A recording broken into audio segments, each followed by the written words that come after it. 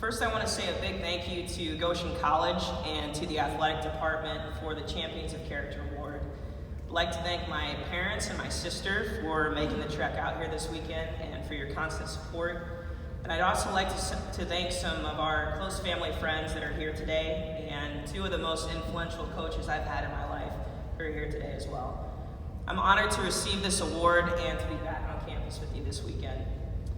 My senior year at Goshen College was one of many ups and downs both on and off the court.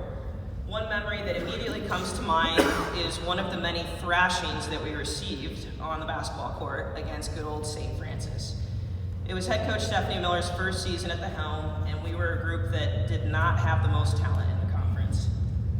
It was a typical Saturday, and we were suffering yet another beatdown, just a very, very nice way of putting it.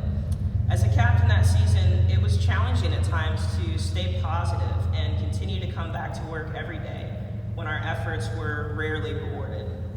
It was even more challenging to be expected to lead under these circumstances. But the care and nurturing Coach Miller showed for myself and my teammates was something that I took note of. It's what helped me continue to push forward. If she was going to keep fighting, then I needed to do the same for my team. What I didn't fully understand then was how these experiences of loss and frustration were building my work ethic and my character, ultimately preparing me to lead later in life. I want to share with you today about courage and leadership in the face of fear. The main phrase that comes to mind that I learned in sales is feel the fear and do it anyways. I'll take you back to my first week on the job in 2017 working for Vivint as a smart home pro. So that's basically a very fancy way of saying I went door to door and sold smart home security systems. They were pretty awesome. I was leaving a secure salary job in Iowa to get randomly placed anywhere across the country for 4.5 months to go knock on doors. So safe, secure salary job, or go knock on doors, get verbally abused, and maybe not make enough money to eat for the week. It's a no-brainer, right? I mean, you go knock on doors.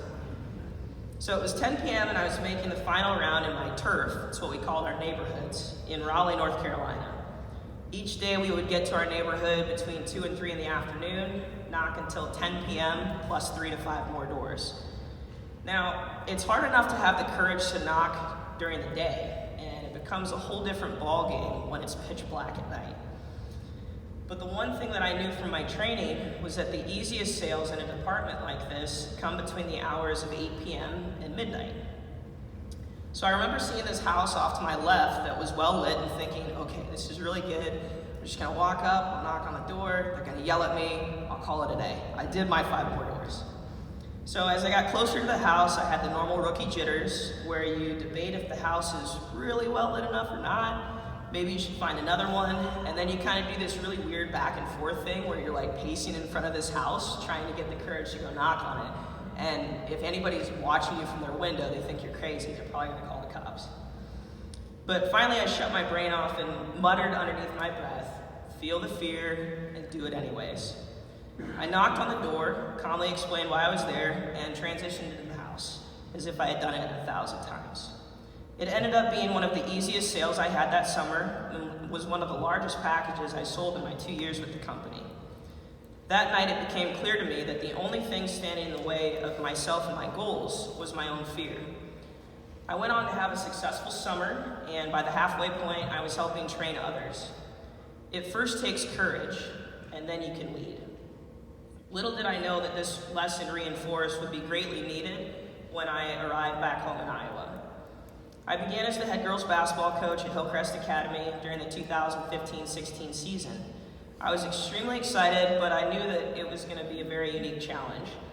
I was going to need to rebuild a program, and the style that I was bringing to the table was much different than the norm that was there at that time. So my first year, we won 1 game, and then my second year, we didn't win any. We went 0-19, and in fact, if you go on quick stats and sort by categories, we were the worst team in the entire state. I tried sorting by all different ways, and we were continually at the bottom. In fact, the only teams that were below us were teams that didn't even field teams that year, that just had zeros across the board. So for most people, that would be pretty demoralizing. And I'm not going to say that it wasn't tough, but I knew better. I had already lived through something like this as a player, and I knew that better days would come if we just kept working. One of the best feelings I've had in my life was being able to travel to Sioux City, Iowa, and watch as the Goshen College women's basketball team competed at nationals. I wasn't physically on the court, I wasn't on the roster, but what I realized in that moment is that culture isn't created overnight. It's a process. In a small way, I had helped lay the foundation for change that others would get to directly benefit from. But isn't that what leadership's all about? Leadership isn't about being the best or doing things for yourself. It's about making everybody else better. So 657 days passed between wins for our program, but we finally broke through with a win on our home opener. The atmosphere in the gym that night was incredible. Everyone knew how hard the girls had worked, and it was amazing to see the smiles on their faces and experience the celebration in the locker room afterwards. Things were finally looking up, and it felt like we had cracked through, turned the corner. But then 3 days later, everything changed. It was Friday, December 1st, and we were set to play on the road the following day. That night, I decided to let the girls out of practice early so that I could go and scout, and they could get ready for a school social. One of my assistants and I were on our way back to the school discussing a game plan when text message after text message began rolling through my phone. Within a few minutes, I received a panic phone call from one of my players, and she told me that there had been an accident at the school. Teresa, a member of the team, had fallen down a ladder in the chapel, and it was bad. As she described the scene, we turned left onto the school road, and I got there as quickly as I could. I hopped out of my car and briefly spoke with a group of students and jumped right back in and headed up for the university hospital. When I arrived at the ER, I went to the front desk and told the woman behind the counter that I was there to see one of my players, Teresa Cardenas. She immediately stood up and said, "Follow me." When I walked through the doors into the hallway, I saw some family and students gathered in small clusters, and as I continued to walk towards my right, a door to one of the back rooms opened. One of Teresa's closest friends walked out with a look of shock on his face, and with tears rolling down his eyes, he said, "She's gone." 657 days of courage and grit in the face of obstacles to finally reach the top of the hill. And in the blink of an eye, we were forced to walk through our darkest valley.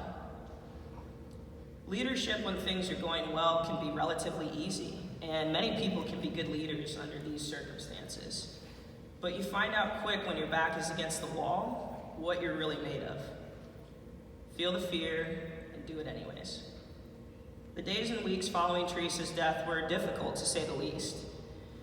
I was doing my best to process and handle my own grief, but I was also responsible for these 12 teenage girls who were looking to me for strength, support, and stability. There's no manual to guide you through a situation like this, but I knew for the sake of my kids and for our community that falling apart simply was not an option. It took some time for us to get our feet back underneath us, but by the time we got to playoffs, we were ready. We won our first 2 tournament games by a whopping total of 2 points. Back-to-back 1-point victories on buckets made within the final moments. Some of the best wins in the state.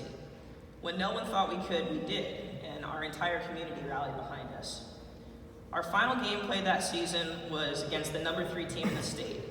On paper, it was David versus Goliath, a lopsided matchup, a perfect team at 21-0, and little IMS unranked 5-16, with 2 of those wins coming within the last week. 64 points per contest, facing 39, and all the papers predicted that we would lose by 50 points or more. But when all the odds were stacked against us, we did what we had done all season: rise.